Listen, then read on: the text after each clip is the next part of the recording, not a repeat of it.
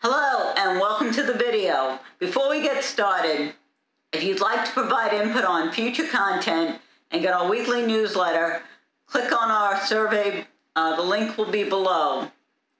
We also have a report on Ethereum 2, along with a bonus report on why you should learn Solidity now.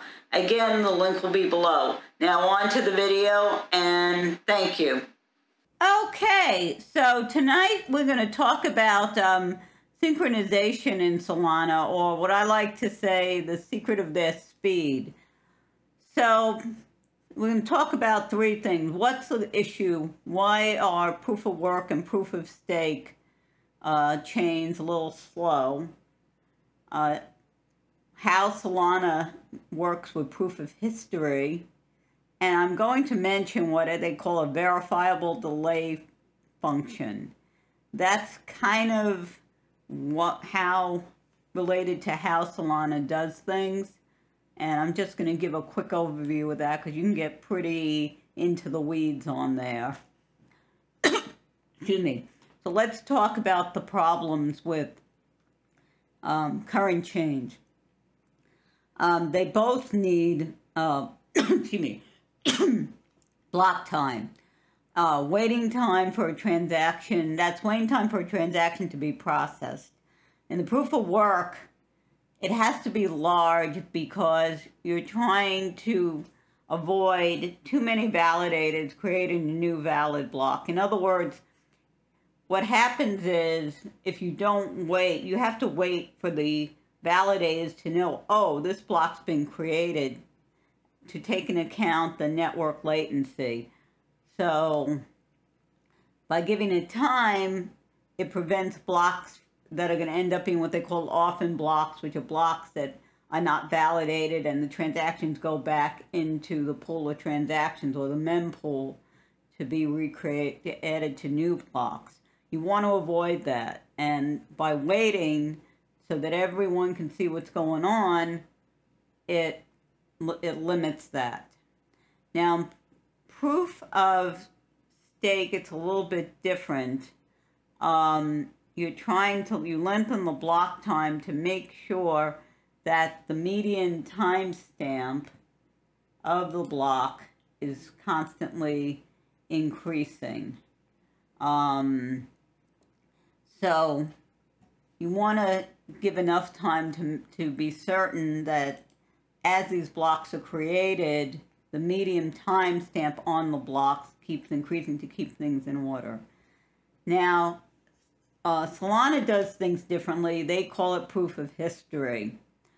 Proof of history uses some cryptomatic proof that some duration has passed since the last proof.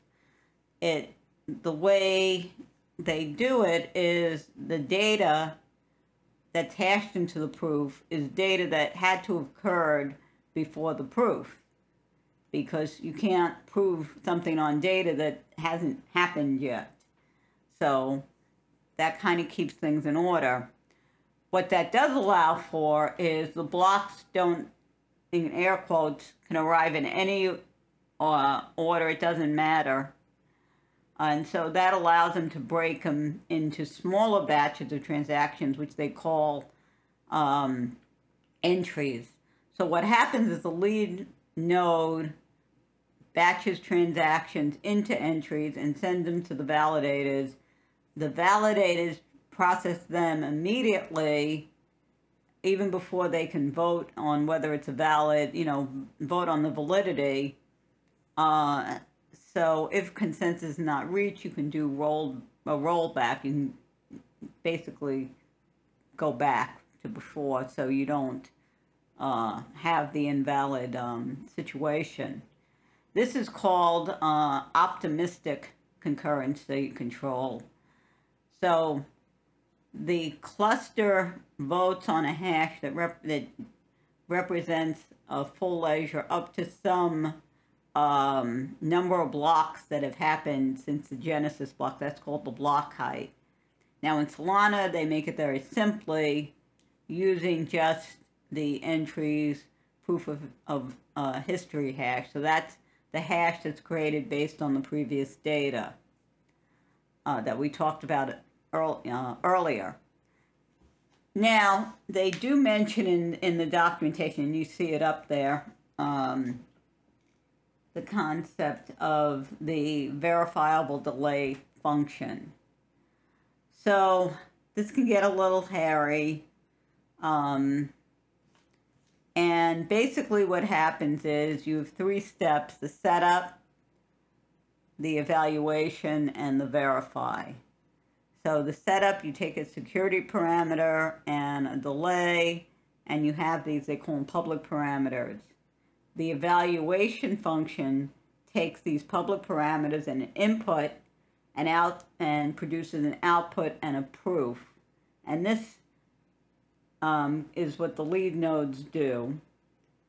And to verify, you take the input, the output, the public parameters, and the proof, and validate it. And that's what the validators do. Now, it's a little bit of controversy of whether Solana is really using a VDF, because they would say that it's not, well, the way they do it is fast enough for the blockchain.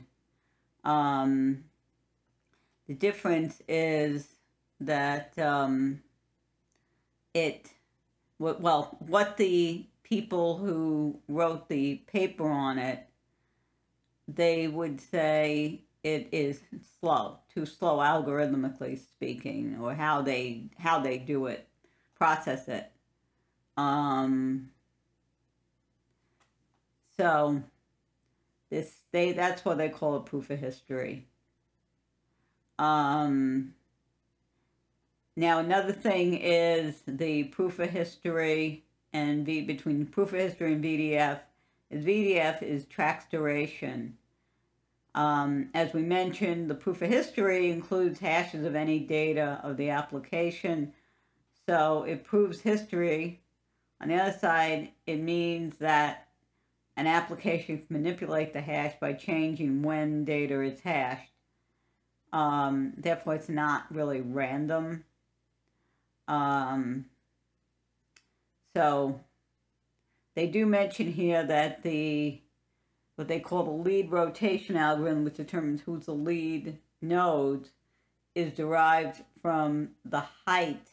Remember, the number of blocks since the beginning, and not the hash at the heights. And that's to address this, I believe this is to address this issue, to prevent manipulation. So hopefully this has been helpful. I've tried to explain it in as plain language as possible.